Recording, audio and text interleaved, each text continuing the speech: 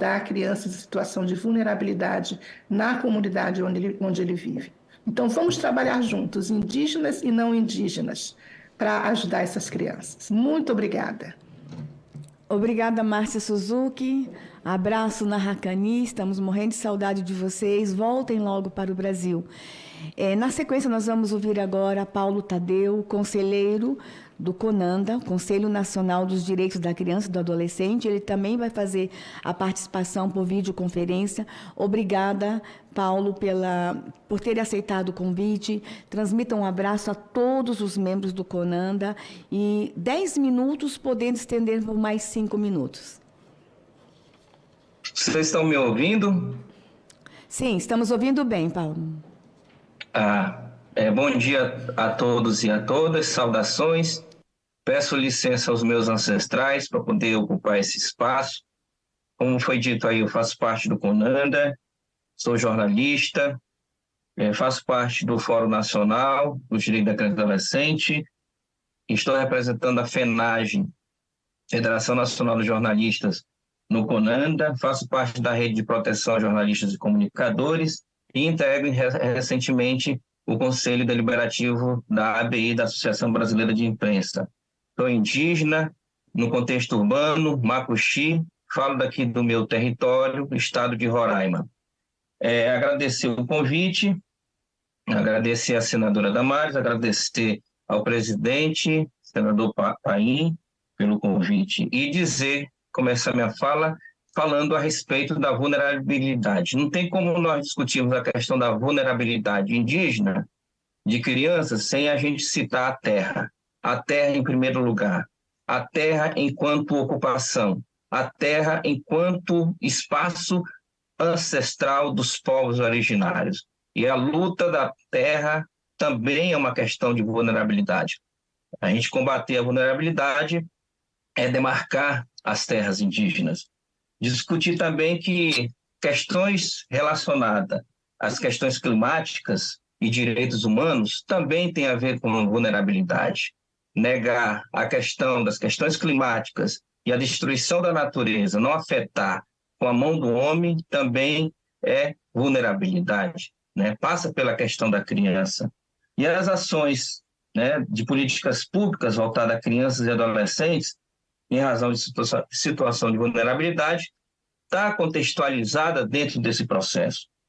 Falar também a respeito, em termos de resolução. O CONANDA tem uma resolução 181 que fala, ainda uma resolução, um dos poucos documentos que nós temos referente a essa situação, a resolução 181, que lá fala sobre os povos originários, sobre as comunidades tradicionais. E essa forma de fortalecer o sistema de garantia dos direitos da criança e do adolescente.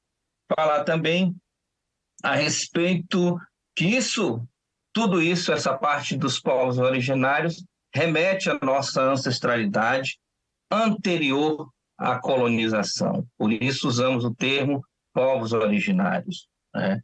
Citar também a respeito da tentativa de nos calar, da tentativa de nos intimidar, da tentativa durante séculos no sentido desse processo de colonização. E os povos indígenas conseguem dar esse salto nos últimos tempos de gritar, de bradar, de lutar pelas terras.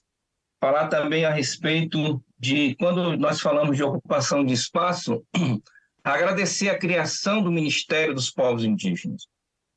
Foi através do Ministério dos Povos Indígenas do ano passado que foi aumentada a cadeira do CONANDA e fez com que a gente também, enquanto indígena, ocupasse, representando a sociedade civil, né? O parente Bruno Canella, representando o Ministério dos Povos Indígenas, a gente entrou representando a sociedade civil pela FENAGE. Agradecer também e destacar a importância do incentivo que nós, do CONANDA, conselhos municipais, conselhos de direitos estaduais, incentivamos a participação de indígenas a participarem do processo de conselho tutelar. Precisamos ocupar espaço. E nessas últimas eleições do conselho tutelar, muitos parentes indígenas foram eleitos para o conselho tutelar. Tivemos também a participação de incentivo para a participação dos povos originários dentro dos CMDCAs dos conselhos estaduais. Eu destaco aqui o estado de Roraima, que em 33 anos do ECA, pela primeira vez, tem uma vice-presidente representando uma associação indígena, que é a Texole do Povo Ninã, que é a vice-presidente sindical, que é indígena, né? Destacar também a criação dos GTs, muito importante os GTs, que no decorrer do tempo não estavam sendo efetivados. E através do CONANDA, com o Ministério dos Povos Indígenas, criamos GTs de estudo para poder fazer. Falar também não dá para discutir questão de vulnerabilidade sem citar a questão da migração, muito forte aqui no norte, com a questão dos parentes Uaral, né, que migram para cá e que precisam de mais atenção por parte das autoridades, por parte de todos, de todo o sistema de garantias de direito. É importante ter esse olhar para os indígenas, crianças Uaral. Falar a respeito também que a gente precisa desconstruir que tudo é cultura. É cultural, é cultura do povo indígena, não é cultura. Toda e qualquer forma de violência tem que ser combatida. Toda e qualquer forma de discriminação, preconceito, abuso e violência sexual nas comunidades indígenas tem que ser combatida. Por isso estamos fazendo uma discussão junto com os Tuxalas, junto com as comunidades indígenas, para mostrar que realmente existe o ECA e que a gente precisa discutir mais alguns documentos referentes à questão dos povos originários. Mesmo que não teve a participação dos povos indígenas, mas que a gente possa continuar e lutar dentro dessa construção da participação dos povos originários. Falar também da questão do álcool dentro das comunidades indígenas, que afeta também a entrada do álcool dentro das comunidades indígenas, que ataca a questão da vulnerabilidade indígena. Falar também do garimpo, da destruição da natureza, com os garimpos. Não garimpo. Parem com a destruição da natureza, com a poluição dos rios, com a poluição das nossas florestas. Isso está contaminando, está matando os povos indígenas. Quase que 80%, 90% já tem mercúrio dentro do corpo em decorrência da garimpagem, da destruição da natureza. Queremos também destacar aqui os indígenas urbanos, que a gente possa ter um olhar também para os indígenas urbanos. E muitas crianças hoje indígenas urbanos dentro das cidades precisam de maior atenção por parte das autoridades. Queremos destacar também aqui a necessidade de mais documentos na língua materna indígena, né? Tradução de ECA, tradução de leis em diversas línguas, já tem algumas, mas precisa ampliar mais. Como é que vai chegar no território Yanomami ou na terra indígena com ECA, com um documento que não está traduzido? Precisa ter essa atenção. Precisamos também destacar a respeito do incentivo da realização agora da conferência do CONANDA, onde foi destacado lá uma da proposta para que possa ter a língua materna na matriz curricular dentro das escolas, dos estados, para a gente poder aprender. Destacar também a revisão esse ano do Plano Decenal Nacional dos Direitos Humanos da Criança e do Adolescente e a importância de todos no Brasil, todos acompanharem a questão da revisão desse plano decenal e já colocar questões relacionadas aos povos originários. Destacar também a ação coletiva. Não vamos fazer nada sem ter a coletividade. Governo, os três poderes, sociedade civil organizada, para poder resolver essa questão dos problemas da vulnerabilidade. E passa também, né, pelo novo CIPIA, o novo CIPIA com um olhar mais indígena, em que o Ministério dos Direitos Humanos, junto com o CONANDA, está implementando e agora vai colocar o CIPIA com essa pegada indígena também dentro dessa proposta. Destacar também aqui a parceria, né, com todos, né? Temos aí a UNB, a Universidade de Brasília, né, através do PNUD, através da Secretaria Nacional dos Direitos da Criança e do Adolescente, o Ministério dos Direitos Humanos e Cidadania, a Open Infância, né, o Centro de Estudos Avançados Multidisciplinares, quase não saí, desculpe, da UNB, que tem dado todo um apoio para a questão de pesquisa, de incentivo. Agradecer a deputada Érica Cocai também, que tem feito toda essa atenção, esse olhar no sentido de fazer com que a coisa possa acontecer em termos de pesquisa. Falar também do curso que teve agora, o curso sobre fluxo, sobre atendimento à questão Yanomami e Ecuana. Vai ter o segundo curso agora, com apoio do CONANDA, com apoio do Ministério, da UNB, né, para poder discutir também essa questão toda da violência que envolve crianças e jovens indígenas. 15 segundos.